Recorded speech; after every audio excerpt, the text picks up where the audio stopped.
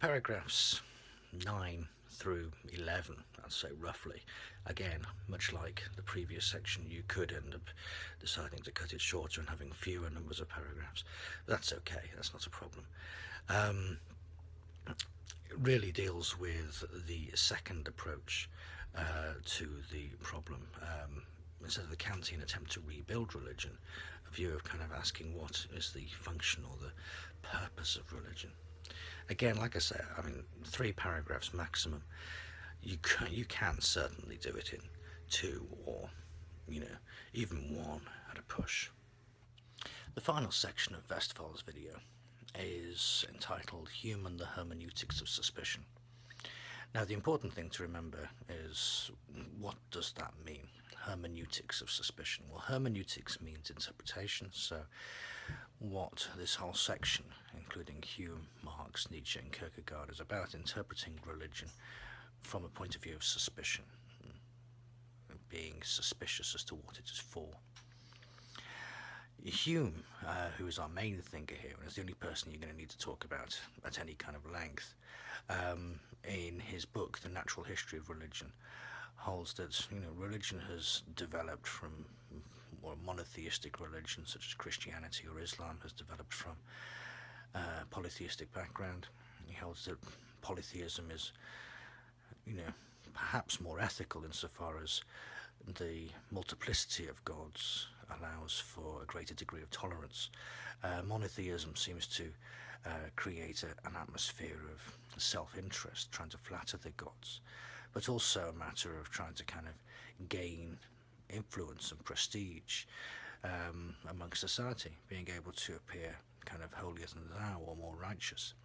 So essentially, Hume interprets religion as being about self-interest. Marx, on the other hand, sees religion as an ideology.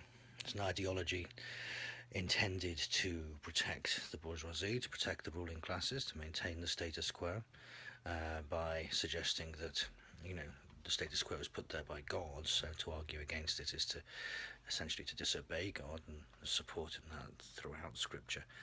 But also as a matter of consolation and a matter of relief in many respects for the poor, for the proletariat. It's certainly worth using the famous quote, religion as the opium of the people.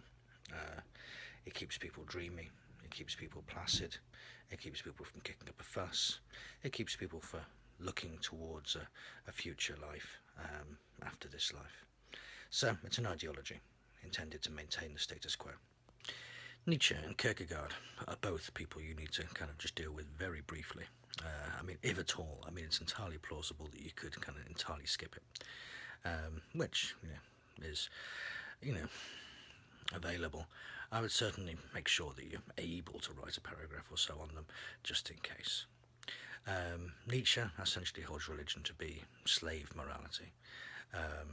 It's a response by the weak to essentially to make the powerful feel guilty, and to establish their own will to power using a kind of a subversive tactic based upon resentment. Kierkegaard, on the other hand, and it's important to note that Kierkegaard is religious, Kierkegaard is a Christian.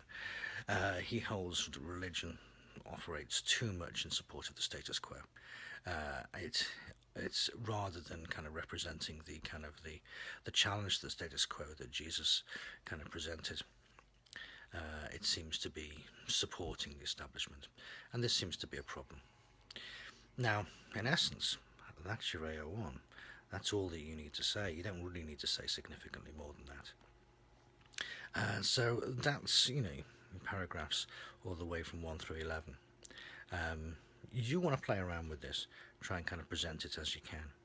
But there we are. The next video that I do will be on the AO2.